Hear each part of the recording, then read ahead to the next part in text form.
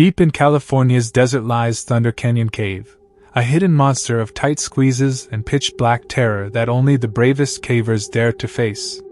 On a sunny Sunday, Brent Colvin and his team ventured into its depths, chasing the ultimate thrill. But something went horribly wrong, turning their adventure into a fight for survival. If you're a caving explorer or horror fan, this true story will keep you on edge.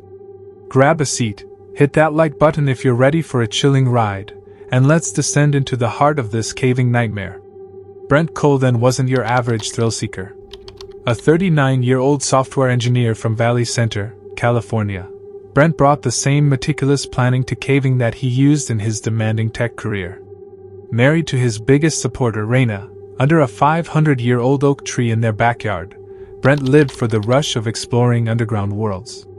At 215 pounds, he was a strong, advanced caver with a year of experience tackling tough caves. But nothing could prepare him for Thunder Canyon Cave, a hidden beast in McCain Valley, 70 miles east of San Diego. This talus cave, carved by streams through piles of massive boulders, was a caver's dream, and a nightmare waiting to happen. Thunder Canyon Cave isn't on any map. To find it, you need a seasoned caver to share its secret. After a bumpy ride down a dirt road and a 2-mile desert hike, you face a scramble over rocky terrain to reach its entrances. Known for its tight squeezes, pitch-black passages, and sudden drop-offs, the cave demands constant focus.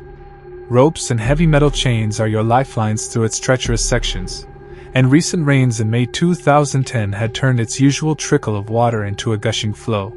For cavers, it's an adrenaline rush like no other, with a mythic reputation that draws only the boldest.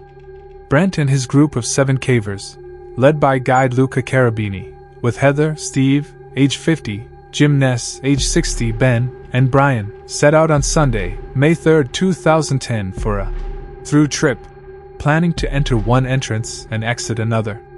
They craved the challenge and camaraderie of conquering this beast together. Have you ever faced a fear that made your heart race? Drop a comment below and tell us what pushes you to the edge. And if you're hooked already, smash that subscribe button for more pulse-pounding caving stories. The group reached the cave at 11 a.m., buzzing with excitement. They geared up, slipping into wetsuits and checking ropes, ready to tackle the first hurdle, a 45-foot, 13-meter, rappel down a rock face through a freezing waterfall into an icy pool below. Brent felt the rush he'd been planning for all month, his heart pounding as he descended into the darkness. Most of the group sighed with relief when they hit the pool, but others, like Steve, were rattled, shivering from the cold and starting to grasp the cave's brutality. Luca, the guide, checked in, asking if anyone wanted to turn back. No one did, they were all in. The cave grew colder and more unforgiving as they pressed on, crawling over slick boulders, wading through icy water, and shimmying through tight gaps. They set up an 80-foot rappel, followed by 2 more, all going smoothly. By 3 p.m., they reached the infamous Terrible Traverse, a 9-inch wide granite crack that twists at a right angle, so narrow you can't turn your head. A wooden board, placed by past cavers, blocked a deadly 200-foot, 60-meter, vertical drop below. This fissure was just minutes from the cave's exit. Their goal was in sight, and the group was thrilled to be so close. Brent was exhausted, his body aching from hours of navigating boulders and crevices, but he was also exhilarated.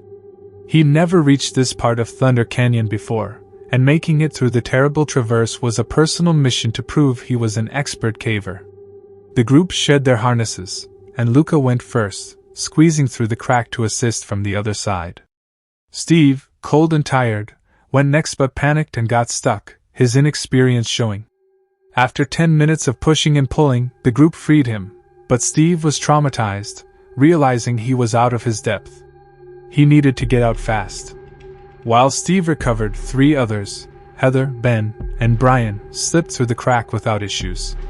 Luca escorted them to the exit, assuming Brent and Jim, both skilled cavers, could handle the weight. But Brent faced the tightest squeeze of his life. His heart raced as he eyed the 9-inch gap, narrower than anything he'd tackled before. Had he known Luca was gone, he would have waited for guidance, but Jim urged him to try. Brent's gut screamed he wouldn't fit, but he didn't want to force the group to backtrack through the cave. He stripped off his wetsuit, hoping his t-shirt would make him slimmer, and tried again. Big mistake. Brent's hips jammed in the crack, his feet dangling on the other side, his left arm barely holding him up on the wooden board. The granite walls crushed his chest, contorting his body. He wiggled desperately, but he was stuck, unable to move forward, backward, up or down. Sweat poured down his face, his cheek pressed against the cold rock.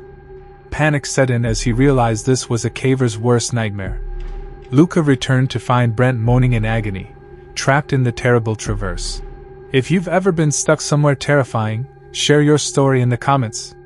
And don't forget to hit that like button to keep these chilling tales coming. Luca and Jim tried everything to free Brent, but he wouldn't budge. After 2 hours, Brent's arms went numb, and he slid deeper into an 8.5-inch section of the crack, his weight on his left elbow, granite pressing against his back and chest. Jim's yanks were excruciating and useless. Worse, if Brent didn't get out, Jim was trapped behind him, and both faced death from hypothermia in the cave's 70 degrees Fahrenheit 21 degrees Celsius chill. The cold rock was sapping Brent's body heat, and without movement, he couldn't stay warm. The group draped jackets and wetsuits over him, urging him to kick his right leg to keep blood flowing. In total darkness, save for Jim's headlamp, Brent drifted into a dreamlike state, his hope fading after 5 hours. Jim told stories to keep him awake, but Brent thought of Reyna, his love for her fueling his will to survive. Luca knew they needed help.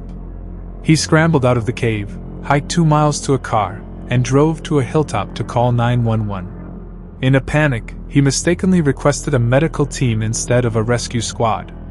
By 6:40 p.m., Sheriff Sergeant Don Parker, San Diego's search and rescue coordinator, got the call. Specialized teams from the San Diego Fire Rescue Department, San Bernardino Sheriff's Department, Border Patrol, and Bureau of Land Management mobilized. Ben and Brian, hearing the chaos, re-entered the cave, covering Brent with their wetsuits for warmth. 4-star paramedics, trained for extreme rescues, arrived and demanded more help. Grasping the dire situation, Brent risked hypothermia, restricted breathing, or compartment syndrome, where swelling could crush his heart, leading to cardiac arrest. 7 hours in, a rescue helicopter appeared, but the rugged terrain made landing a nightmare. It took 4 more hours to locate the cave and find a landing spot. By now, Brent was delirious, his words incoherent after 9 hours of entrapment. The rescue team, carrying ropes, water, food, and extraction gear, trekked down a steep, trail-less hill, taking an hour to reach the cave.